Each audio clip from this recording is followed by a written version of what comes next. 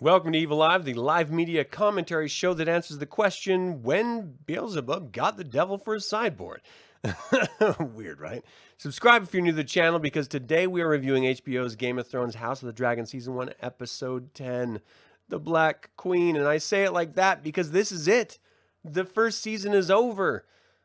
I feel like we should just take a moment, maybe play taps or something, because I don't want it to be over yet.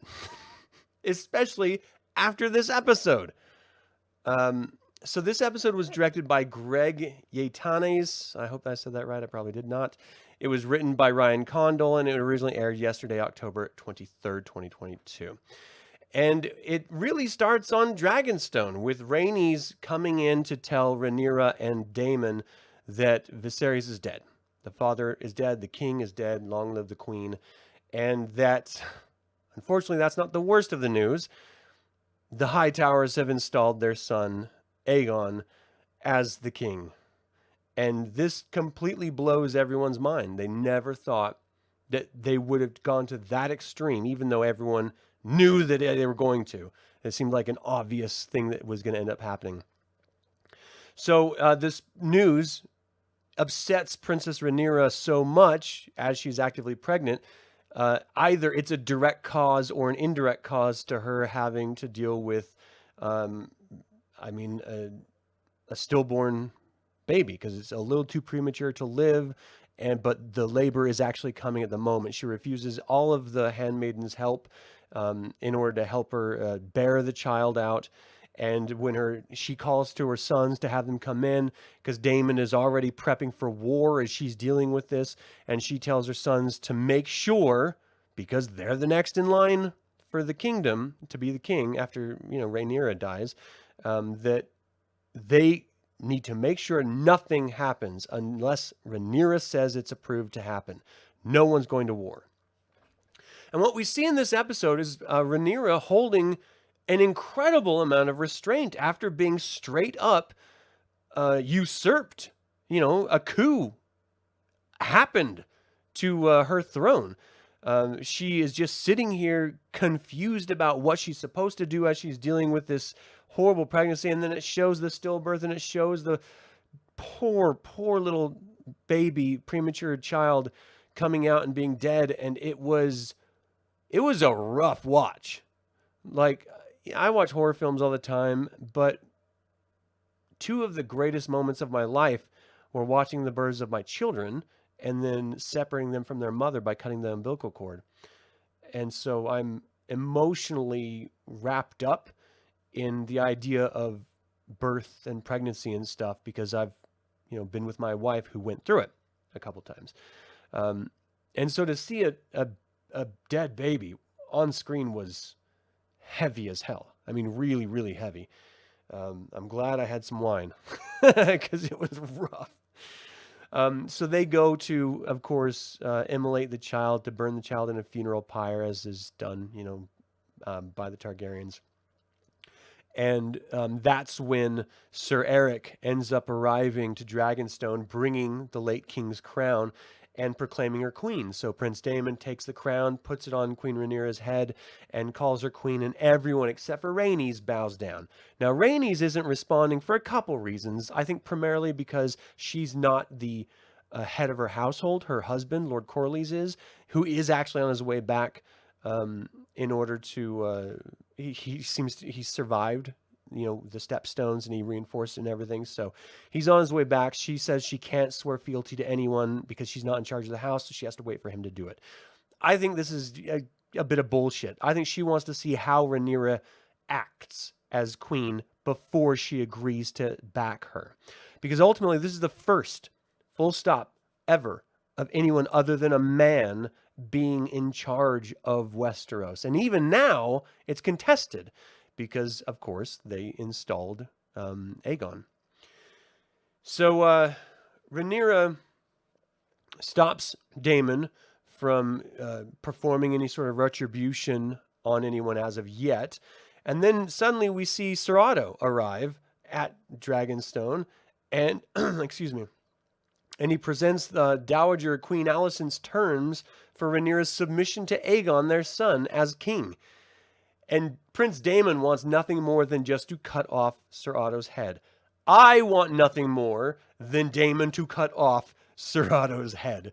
I'm just infuriated by the entire situation. However, Queen Rhaenyra comes flying in on her dragon, who lands behind him just like she did when Daemon took the dragon egg. But this time she walks through Sir Otto's men as just like dropping her dick on the table, saying, "Look, this is my house. I'm queen. While I'm here and you're here, you will respect my authority." And they, for the most part did. No one came to blows or anything. He presented the terms, which was basically just admit that that is the king, and then you will get all of your, rights and lands and titles and everything that you've always had, except for, of course, queen. And she says that she'll think about it after she stops Daemon from overtly killing him, and they go their separate ways. So Daemon is infuriated by Rhaenyra not wanting to go to war. As far as Prince Daemon sees it, Alicent Hightower killed his brother and Rhaenyra's father, usurped the king's wishes, and installed their bastard piece of shit son, rapist son. I'm never going to drop that because it's fucking disgusting. Her rapist son that she helps cover crimes for as king. How could you not be insanely angry and want to, strike back at them? But again, Rhaenyra is a lot like her father, where she likes to think and consider and examine before she makes any type of decisions in life. And that's actually what you need to be as a good leader, tempered. So there's this really awkward moment where Daemon is insisting that they, fight back against the usurpers.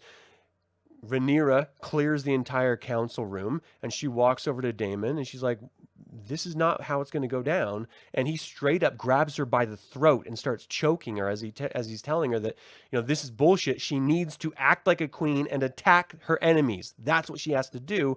And then she starts to recite the whole Song of Ice and Fire speech that Viserys gave to her. And it turns out she realizes Viserys never told Daemon, so he has no idea what she's talking about. So he stops choking her, and he sort of walks away, knowing that there's secrets that even he is not privy to, that are somehow guiding her decision making. So she ends up, sort of placating Prince Daemon, her husband, for a little bit. And then we cut over to Rhaenys and Lord Corlys, and Lord Corlys is sort of hold up. He's like, "I don't want anything to do with the crown anymore. Like, we need to just live out the rest of our lives in peace and happiness and no longer fight for this crown bullshit, because it's doing nothing but destroying us as Valerians, as husband and wife, and as a family." And Rhaenys is straight up saying, "Look, yes, but Rhaenyra is handling this really well, and I think she should be queen." And so Lord Corlys ends up, on behest of Rhaenys, goes up to Rhaenyra and straight up says, "You have our ships. We are at your back. We will help you." So it really comes down to the fact that they need the Lord Keegan Stark, they need Lord Boros Baratheon, and they need Lady Jane Arryn in order to actually have enough men and soldiers to fight back against the Hightowers and against the Red Keep. And so they end up sending their sons, Prince Jacaerys and Prince Lucerys, in order to go talk to Lord Keegan Stark and Lord Boros Baratheon. We're really only focusing on Lucerys here. He flies over with his dragon because it's much faster than sending ravens. And he lands, and it turns out Vhagar's already there, and so is that annoying-ass Prince Aemond with the one eye. And so he goes in, gives the term to Boros Baratheon, who refuses to support Rhaenyra, and Prince Aemond straight up says, "Before you go, I want your eye." And he throws his dagger on the ground and says, "Take your own eye out," to the kid, to little Luke. And Luke's just a little kid. And Luke says, "No, I'm not going to do it." He's terrified, by the way. But he says, "No, I will not do that." And ultimately, when he ends up leaving, because Baratheon's like, whoa, you guys are not going to start fighting in here. That is not what this is about. You both came down under the terms of peace to give your terms from your sides of the king or queen. You're going to leave my keep alive and happy. And so they leave. However, Lucerys is leaving on his dragon Arax. Aemond gets on Vhagar, which is the largest and oldest dragon in all of the entire world, and goes after him to taunt him. Now, right now, Prince Aemond, I don't even really think he wants his eye. I think he's messing with the kid because they've been messing with each other since they were little kids. And this is his way of exerting dominance over this young man, Lucerys. But the dragons are temperamental and they have their own opinions in life. And this is why King Viserys stopped riding Vhagar, because the dragons have their own will. They are sentient creatures, and sometimes they listen to their riders, but not all the time. And we see that played out here. And so we kind of understand why King Viserys didn't end up riding Vhagar anymore. So Arax, the dragon that Lucerys is flying, Rhaenyra's son, it ends up getting angry at Vhagar, sort of chasing it down, and ends up flying around through the clouds and blowing a blast of fire at him.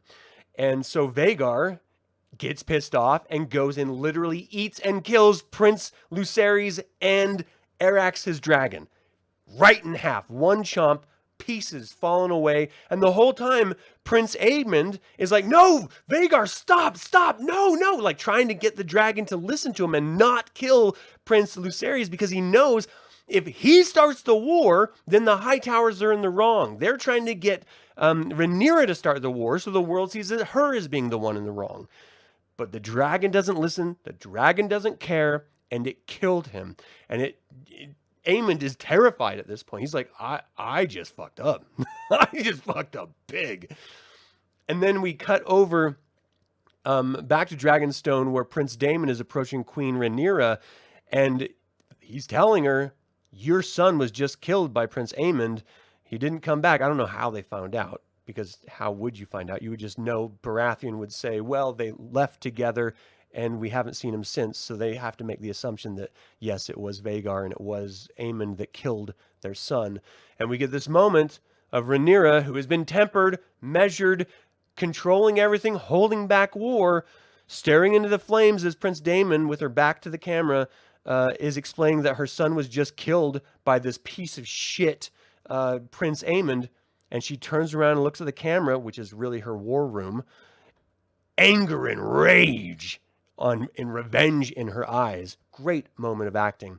And now we know the war is officially on. She was trying to hold it off. This entire season has been slowly building to this civil war, which I thought was going to happen much earlier than this. And then the episode ends, and that's it. The whole episode, the whole season was just leading up to the war. And we end with this inciting incident that is literally like throwing a lit match on this massive pyre that's been soaked in gasoline. And it just whoosh starts, and then it stops. We have to wait for the next goddamn season so we can find out what the fuck happens. Ugh. It's so good. It's so good, but it's so frustrating as a viewer, because all I want is to see revenge. I hate the Hightowers so much. I hate Alicent for covering up for her rapist son. I hate King Aegon because he is a rapist piece of shit. Like, they're all monsters. And the only good one right now is Rhaenyra. And she's about to no longer be good because she wants blood. And you can't blame her. Like, if my son was killed by someone else's dragon, I would go after them too. I would be super angry.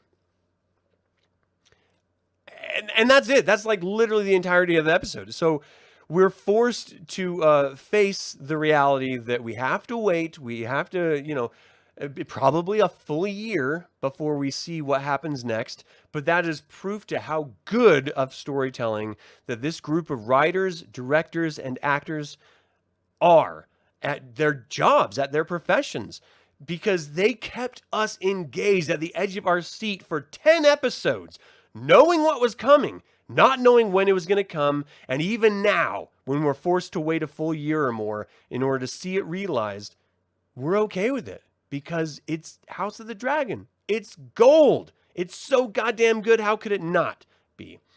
That being said, I'm giving this No big shocker, 5 out of 5 evil eyes. This is an amazing episode that just did exactly what it should have done, and that is hype us up for the end of this season and the beginning of the next one, and just chomping at the bit, waiting to see it. And I have to say, I thought it was really cool when we first saw Prince Aemond get on Vhagar and, do the first dragon flight for the very first time. That was dope. But seeing dragons in the sky fighting each other and seeing the juxtaposition of Prince Luceria's dragon Arax in, this small dragon in size compared to Vhagar, it is night and day. Vhagar is a monstrosity force of nature. It is so big. And of course she is. She's the oldest dragon alive.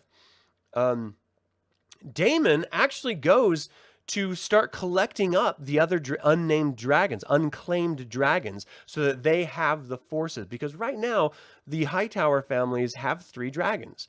They have Vhagar and then 2 others that I'm not familiar with off the tip of my tongue, but it's all because of the Valerian, it was the King Viserys' kids who have the 3 dragons. But all of the other dragons are with Rhaenyra's. And now, all of Lord Corlys' fleet is with Rhaenyra. And so really, they have to be able to control the Riverlands if they want to survive this coming civil war. And actually, they come up with a pretty great plan with Rhaenys herself going up and watching on her dragon, watching the entire area to make sure that no one can go in or out. And so they already have the stepstones, so they can stop ships from coming in to resupply that way. So they're already putting themselves in strategic positions. So if they get Winterfell, which I think they will, and if they get Baratheon, which I think they might, this could be an incredibly exciting second season of nothing but all-out war. It's going to be great. So did the passion you share with us in your reviews? Oh, do you dig it? Thanks, Bogues. I really appreciate you tuning in. Love your studio there. And your intro, outro are excellent. Dig all the aspects of your production. I really appreciate that, man. Normally, I don't have this screen up behind me. I was doing a different YouTube channel's video, and so I left it there. But yeah, I mean, this is a genuinely top-tier season of a show that no one thought could be as good as the original Game of Thrones first 4 seasons.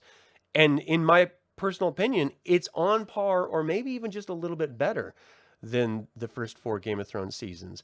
It's giving us the interplay of the slow build of context and action that each of these characters ends up taking. And we're literally like 1 or 2 steps away at every turn from averting an all-out civil war. But at each step, events take place that prevent you from being able to avoid it. It is written in the history books. This has to happen. Of course, we know it has to happen because this is a prequel of a series that has already said that it happened. And, books have been written about it already, so we know it's in the mail. But it's so nice being able to sort of suspend disbelief on what we actually know about what happens through the novels and the source books, and then just go through these characters' motivations and experiences and see how their decisions are informed, and the traumas that they experience inform other actions that they then enact, which will ultimately lead to this civil war. I can't wait. Oh, I can't wait. It's so good. So thank you guys so much for tuning in. I really do appreciate you spending time with me on this. Let me know what you think about this episode and the coming Civil War. Are you excited for it? Is this something that you've always been into, the Game of Thrones sort of IP? Or are you coming into this for the very first time? Let me know in the comments. I hope you guys have a fantastic day. And as always, remember, the evil spelled backwards is live. So get your asses out there and be evil.